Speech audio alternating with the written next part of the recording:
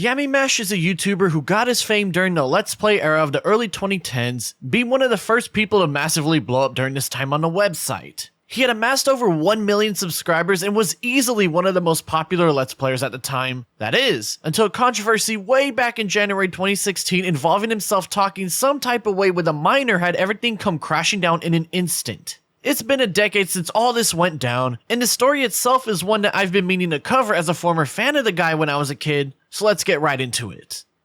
Yamimash would create his channel on July 25th, 2007, but wouldn't upload anything until about 2 years later on June 15th, 2009. His first video would be some Gears of War gameplay showing off a sick feed, and just a couple more later he would upload his very first commentary video on June 1st, 2010, giving his small fanbase their first listen of his iconic video intro. Hey everyone, this is Yamimash here. He would upload other games such as Team Fortress 2 and Call of Duty, but he would mainly stick to making Gears of War videos during these early days as that was his go-to game, even featuring some of his friends like Iceman here. They would eventually start the Chaos Clan together alongside other friends and continue to pop into each other's videos every now and then. And this constant stream of Gears of War gameplay will land Yamimash a YouTube partnership when he hit 10,000 subscribers on August 20th, 2011. Now, I just want to thank you all so much because today I finally got word that I have gotten partnership. Yamimash will continue these Gears of War gameplay videos for the next couple months and slowly grow his fanbase, but however, he would change things up on October 1st, 2011 when he would upload his very first non-shooter video game related video, that being a walkthrough of Pokemon Fire Red. This will get a considerable amount of views compared to his Gears of War content, and so for the next couple uploads he would throw in the next episode alongside his main channel content as he started to grow at a faster rate. This constant slew of uploads would eventually get him to the 15,000 subscriber mark on October 19th that year, and after seeing success branching his content out with the Pokemon walkthroughs, he would start up a brand new series called Ridiculous Games that month where he would play a bunch of random and weird internet browser games, including titles like Don't Shit Your Pants, I Wanna Be the Guy, and the infamous rage-inducing Japanese Mario Kitten. Oh, I dodged it. Good news. Whoa! And, oh, can I go down here? Yes.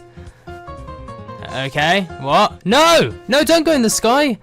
Oh my god. During this branching out phase of his YouTube channel, Yami would upload a variety of games he was playing, even started up another Pokemon walkthrough, this time of Soul Silver, which garnered even more views than his last Pokemon series. He would continue his Ridiculous Games series, playing classics like Quap and Happy Wheels, and overall, things were looking pretty good for the man. He would even upload a video talking about his opinion on gaming clans on December 12th, and that very day he would announce he was leaving his Chaos Clan to pursue his own career and focus on his Yamimash brand on its own rather than now part of the clan. There would be a little drama because his friend Like Butter felt that he left him in the dust and they would have a falling out, but Yami would pick right back up from this as he would start uploading a walkthrough of the horror game The House 2, getting views in the 100,000s compared to his Gears of War content, showing that leaving the clan was probably a good idea for him. Yami will continue this constant wave of videos on the channel, with his non-Gears of War content getting the most views, like his first episodes of his Minecraft series and reaction when playing Slender the 8 Pages respectively. His dedication to his favorite third-person shooter series, however, was a testament to the old days of YouTube, when the U part mattered a lot more to people back then when the site was still focused on individuality rather than content farms.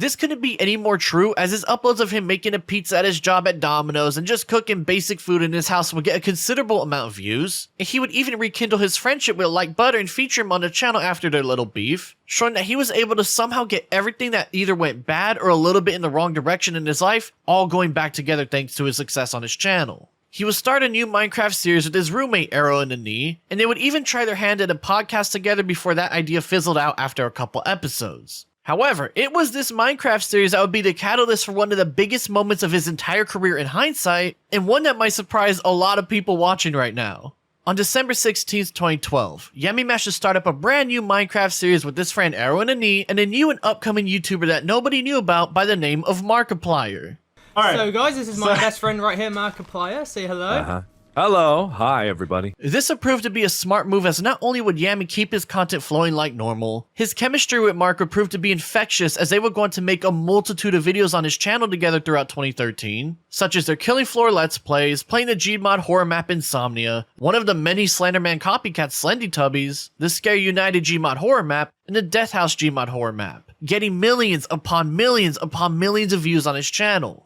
Though he would drop Gears of War entirely and only talk about it on rare occasions, his new focus now not only on popular internet games but also many internet challenges for the time like the Cinnamon and Salt and Ice challenges have proved to be smart, and it comes to no one's surprise he even partook in the viral phenomenon that was the Harlem Shake trend during this time period as well. During his initial mainstream blow-up phase in late 2012 to mid-2013, Yami would get a considerable amount of views on his channel, no thanks to the rise of Let's Play channels and having connections with Markiplier, someone who was rising extremely fast on that side of YouTube as well during this time period. Mark would in fact feature Yami in plenty of videos on his own channel as well, mostly from a different point of view during the same recording session, but their young fans are simply happy they were getting more content from the two of them together. This friendship they had together would be the catalyst for Markiplier's most successful venture, as not only was Five Nights at Freddy's the game that blew up his entire career to where it is now, it was none other than Yamimash who introduced him to the very game itself. Hello everybody, my name is Markiplier and welcome to Five Nights at Freddy's, an indie horror game that you guys suggested en masse, and I saw that Yamimash played it and he said it was really good. However, it was starting to become noticeable that Markiplier was outpacing Yami at his own game, as by 2014, Mark was well in second place behind PewDiePie in the Let's Play community, and Yami's view count started to slowly dwindle away as time progressed. This couldn't be any more obvious as on December 23rd, 2014, they would upload their parts of their Let's Play on the Gmod horror map Hell's Island, with Mark getting over 1 million views on Chapter 1, and Yami just barely cracking over the 200,000s with Chapter 2. In fact, Mark had already outpaced him very early into his career on the site, as by the end of 2014 he was at over 5 million subscribers, whereas Yami hadn't even hit 1 million yet. This was due to a multitude of factors, such as the viral luck of the YouTube Let's Play scene back in the day, but also some other stuff as well. The main things from this Yamimash and Markiplier comparison was that Yami had a much more laid-back personality than him, and in a scene where your job is to entertain children, the louder is the better, and Mark was certainly good at that part of his job. Mark also had a deeper and more pleasant voice, which while is not something that Yami could control, it makes sense why people are more attracted to Mark's content simply due to how nice his voice is to listen to, as this is one of the many factors that goes into someone's success on YouTube whether people like to admit it or not. Now FNAF didn't just blow up Mark's career, it did the same for Yami and kept it afloat, as some of his most popular videos on the channel were related to the game in one way or another, and he even had a run where he gained over 1 million views on 5 out of 8 videos, showing just how strong that brand was even way back when it first started. With the help of this franchise and his multiple output of videos, Yami would hit the 1 million subscriber mark on March 14th, 2015, with all those years of hard work finally paying off for the man. And it's such a substantial, such an insane number of people who decided to subscribe to my channel, and it's an insane number of you guys watch me for whatever reason. If you like watching my things, and I really appreciate it. You guys have changed my life. So the rest of 2015 would be a decent year for him, as the first half was more the same for the channel, but by the time fall rolled around, things are starting to slow down again, as the only videos that would get any substantial views by this point was something that had to be FNAF related, and the rest being rather poor overall given his size. It seemed that he was starting to fall off at an unusually quick pace, and while it seemed that he would likely power through it just like any other YouTuber, things wouldn't get any better for the man by the time the year was finishing up. In mid-December 2015, Yamimash's videos started to get a noticeable amount of dislikes, first starting with some Geometry Dash gameplay he uploaded on the 18th of that year. This would happen for the next couple uploads, eventually going quiet on the channel by the time the 24th rolled about, even turning off his comments as well. This was very confusing for multiple reasons, as he had never had any sort of issues like this in his career before, and on top of that he stopped uploading entirely for a little bit, which was very strange. He was known to upload daily, so seeing a bunch of dislikes and a sudden silence meant things weren't looking good, and people would soon find out why. On January 2nd, 2016, YouTuber Keemstar posted a video on his Drama Alert channel straight up saying that Yamimash at age 24 sent an NSFW image of himself to a 14-year-old girl in the title alongside setting up the story for his viewers. Now, Yamimash has an 18-year-old girlfriend, nothing wrong with it. He's 24, she's 18. However, there's a much bigger problem at play here. Yamimash wasn't just flirting with another girl.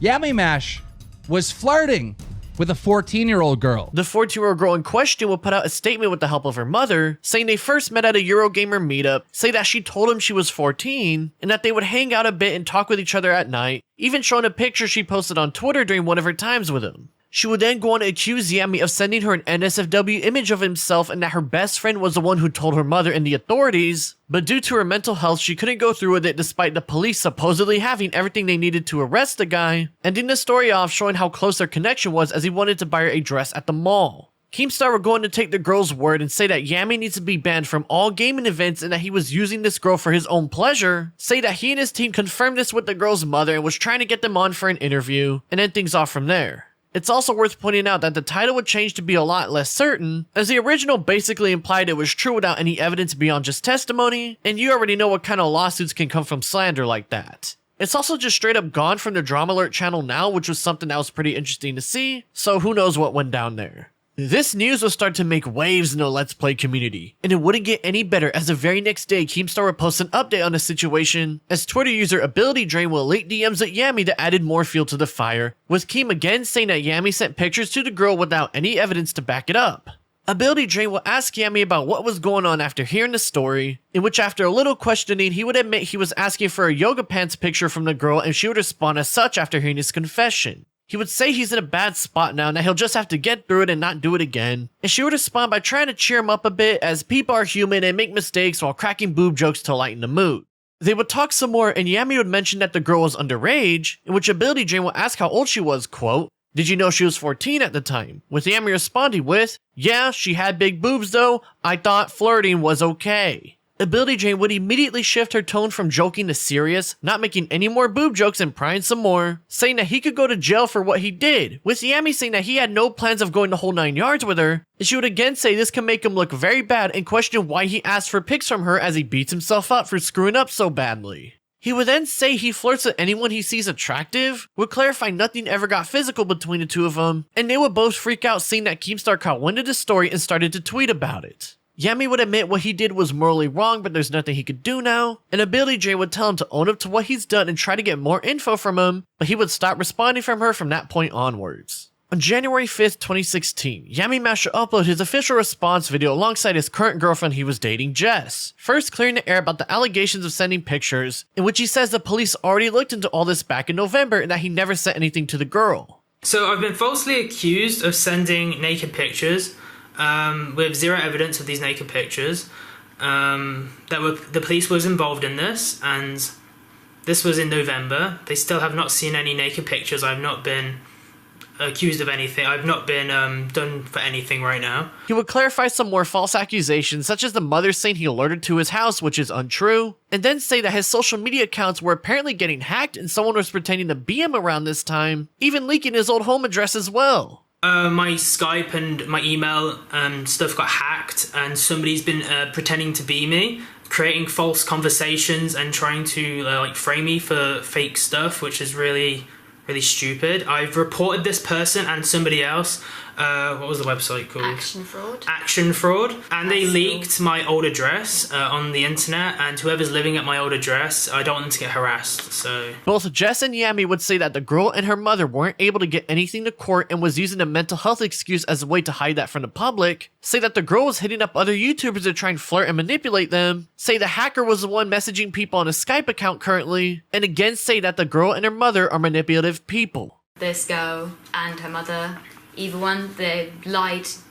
to the police, which is a crime in itself. It's a lot of attention seeking. There's a lot of wanting to feel famous and popular. You can tell from the conversations that she's had with Aaron and also the other YouTuber that she's really seeking that validation. Yami would say he was going to try to become a better person and call himself an idiot for flirting with her. They would repeat themselves for the next few minutes, and things would end off soon after. Despite this attempt at a comeback soon after this exposure, Yamimash's channel will drop off tremendously in views, with most not even getting a tenth of his subscriber base, and even his bread and butter and FNAF content was starting to bring in less and less views as time went on. Even though it seemed that most of his diehard fans chose to forgive him on the public level, judging by the comments and their like to dislike ratio on the Drama Alert video, they clearly weren't watching his content anymore, and so 2 years later on February 11th, 2017, Yami will post a video titled "My Channel is Dead," in which he talks about how he fell off and attributes it to laziness and fleeting mentions of the incident that happened a year ago, basically saying that he'll try to get more active and get things back and running. He would even be met with support by fellow Let's Player Corey Kenshin, and the views on the video would be some of the best he's seen in ages, but this wouldn't hold true as right after this he was still getting the same low numbers as before, and by October that year they weren't looking any better, so he would stop uploading that very month because of this. Yami would come back 2 months later in January 2018 to get things rolling once more, but by this point it was a little too late, as for the next couple years he would get the worst views of his entire career, with some videos not even hitting the 10,000 view mark despite having over 1 million subscribers on his channel. He was still posting actively, however, that is, until his Kodama video came out on December 6, 2020, in which right after posting that he would go completely silent on all fronts from that point onwards. People waited to see if this was just another one of his couple month breaks, but he would end up staying silent for a lot longer than they expected, and so most of them moved on assuming he finally gave up on his dream career that he fumbled almost 5 years ago. Nothing would be heard from the man until August 4th, 2021, in which he made a post on Twitter telling people that he might get back into the game and start streaming and uploading videos on his channel again, with most of the comments supporting him and hoping he would return soon. A few months later again, he will upload his first video on his YouTube channel in almost 2 years on July 18th, 2022, thanking people for sticking around and how playing games and interacting with them brought him so much joy in his life. Interacting with all of you and just playing games is one of the things that makes me the happiest I've ever been. It brings me so much joy. You all make me so truly very happy. The rest of the video will be more of the same, and though he was starting to upload to the channel again and getting the worst views of his career thus far, he wasn't chasing anything this time and was doing it for the love of the game rather than to get money or fame. He would continue to upload periodically from that point onwards, and over on Twitch he wasn't doing the worst when it came to streaming, and as of today he's been keeping up mainly with his Twitch channel as he's accepted his position as a former bigwig who lost it all because of that heinous choice he made back in 2015.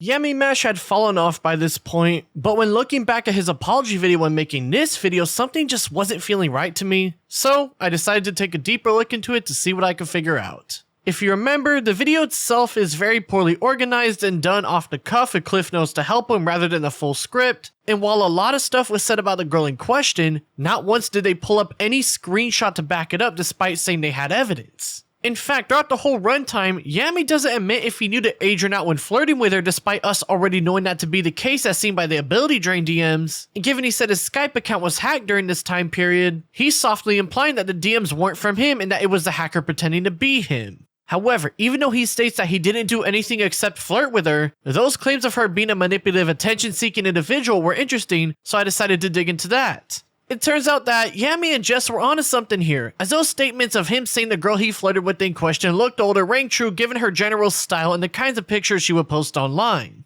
By far the most interesting part, however, was seeing her trying to get the attention of YouTubers Syndicate and Jacksepticeye during this time period while posting images in a similar vein, and would even talk about her alcohol issues despite only being 14 years old, 4 years from the legal drinking age in the UK. It gets even crazier though, as not only was she known to try and go after Yami, Syndicate, and Jack, she was the first girl involved in the exposure of YouTuber Minilad, as it was her very Twitter account that got hacked and led people to discovering the first set of DMs that would be used against him way back on January 4th, 2016, right in the middle of this entire Yamimash mess. So yeah, Yami was still in the wrong for flirting with the girl, but he wasn't wrong about her trying to hit up other YouTubers during this time period. We still have one more thing to go over, however, and that was the claims of his Skype and social medias being hacked recently and implying that it wasn't him messaging ability drain. He would go on to post a video on January 14th, days after his response, talking about these hackers and how they've been going around hitting other YouTubers like his friend Markiplier. He would then say they took his money, his Spreadshirt merch site, his Minecraft account, his Amazon account, and again say that they were pretending to be him on Skype, just like he said a week ago.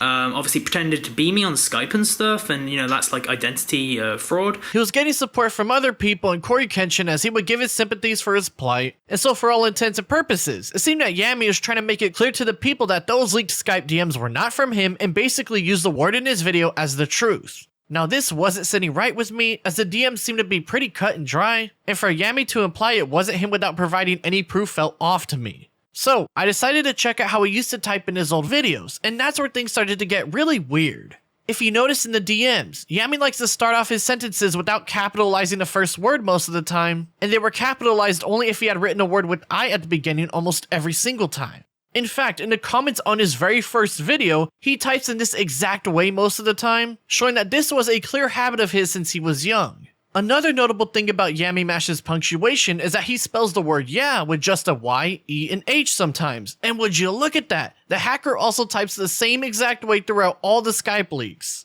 This means that not only would this hacker need to understand his habit of mostly not capitalizing the beginning of his sentences, he would also need to take note of this particular trait of typing yeah differently most of the time as well. That right there is what really stood out to me, because Yami implies that the hacker was pretending to be him on Skype, and this hacker seemed to be very aware of his typing patterns to a very specific degree, which is very unusual for most people to take notice of and use as part of a malicious plan like theirs. Given the shadiness going on here, I decided to see if I could get some answers about the Skype DMs and whether it was truly hackers that were speaking to Ability Drain, or if it was him lying to people. So, I went to message Ability Drain, only to find out she deactivated her Twitter account. No worries though, because I would just head to her YouTube channel next and leave a comment asking if she was willing to talk, and then I would sit back and wait. I would come back about an hour later to check up and see if she replied, only to see that my comment wasn't showing up for some reason. I assumed the YouTube bots must have nuked it, so I posted another to clarify stuff and waited for a bit again. I came back a second time about another hour later, only to find out that she completely scrubbed the entire existence of her YouTube channel and everything is now gone, meaning that she clearly didn't want to talk.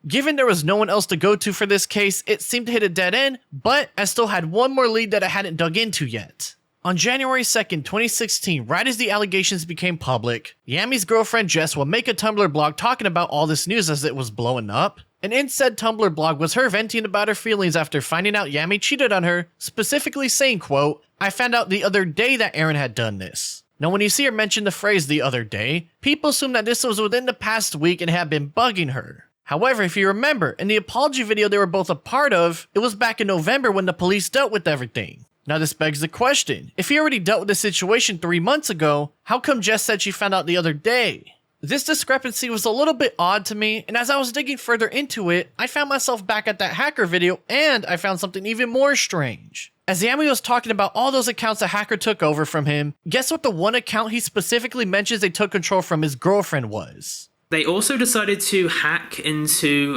my girlfriend's Tumblr and were trying to hack into her stuff. So clearly, alongside implying the Skype DMs were from the hacker, he's now trying to imply that the blog his girlfriend posted was from the hacker as well. And in so, this would invalidate that entire post, a post that just so happens to point out a clear discrepancy in his November police investigation story. Given the weirdness going on here, I decided to contact Jess myself to see if I could get any answers to this, and this is what she had to say. Jess told me that she was still living with their father at the time, which was why she never found out about the cheating for 2 months. That makes perfect sense. While she was still Yami's girlfriend, it's a lot easier to hide stuff when you aren't with each other 24/7, and so that case was actually closed pretty simply. Now, as I was wrapping this up and organizing all my evidence, somebody claiming to be a friend of Jess will hit me up by email, and given I've only spoken to Jess about this and nobody else, I knew that she told him what I was working on. We would head to Discord and I would ask them about the hacking claims, and they would confirm that Yami indeed was dealing with the hackers/hackers who directly affected Jess's Tumblr page and all that other stuff I mentioned earlier. So yeah, he was going through some shit with some hackers. They would also confirm to me that Markiplier indeed stopped talking to Yami because of this controversy and has kept it on a down low ever since for very obvious reasons.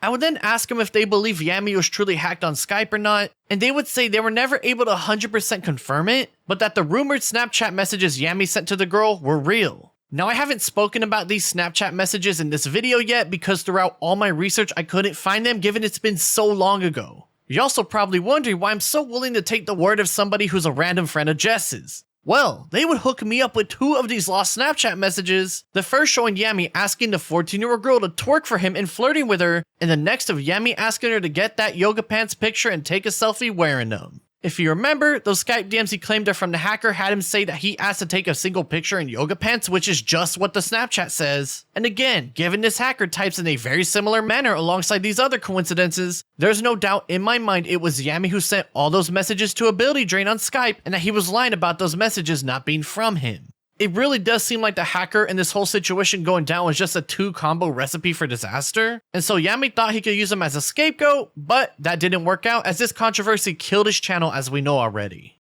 Ending this video has proven to be a lot more difficult than I initially expected it to be. While what I found here basically proves that Yami was lying about implying the Skype messages are from a hacker when admitting to talking with the minor to Ability Drain, this whole situation was from a decade ago, and it's not like I'm reporting on anybody who still has a career, as his has been over since the controversy came and went. Sure, he still uploads and streams in the current day, but it almost feels like I'm kicking down on someone who quite literally has nothing left in terms of an online career and will never get it back after what he did back then. The only thing that is worth defending him in his favor for was when Keemstar lied about him sending a new picture to the girl in order to basically slander and clickbait people at his expense. On top of that, and I will say this now, I don't think he's a predator anymore. He definitely did something that was disgusting back then without a doubt, but he hasn't been caught up in a similar situation since, which is a good sign if you ask me. In fact, it looks like most people have moved on from this entire situation well enough from what I've gathered, so at least the future hasn't been as bad as some of the other cases we've covered before.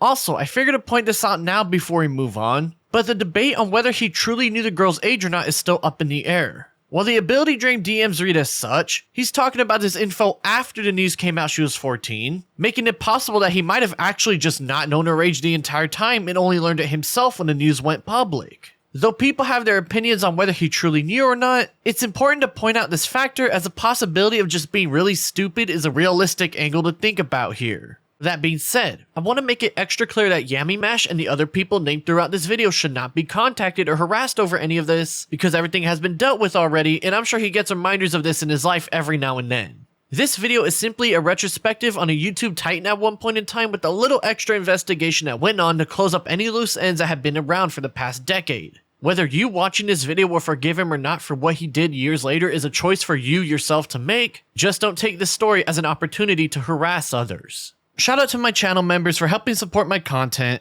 and shout out to my bestie tier members Wrath Roland, Nami, Cody, Laura Hertzman, Cheems, Mystical GB, Hyper AKAV, and Trendy Dragon. Go check out my Patreon and YouTube memberships if you want to support me yourself in the description below, and I hope you join as soon as you can. The story of Yamimash and his downfall is a story that should be used as an example for how your actions, no matter how long ago, will be remembered for the rest of your life, and that you should think things through before making a very bad choice like he did. We know that he's very likely not making the same decision he did a decade ago and everyone has moved on well enough, but anytime his name is brought up on the internet, this part of his entire career will continue to be a talking point until he meets his maker. All that hard work to become one of the biggest Let's Players of the 2010s ruined because of him and his own actions entirely, with the main thing he's been remembered for being that January 2016 exposure that ruined his entire life for a couple of years. Hopefully those of y'all watching can see what happens in the long term when someone screws up this badly, because it's not often we get to see the aftermath of an exposed content creator so long in the future like this.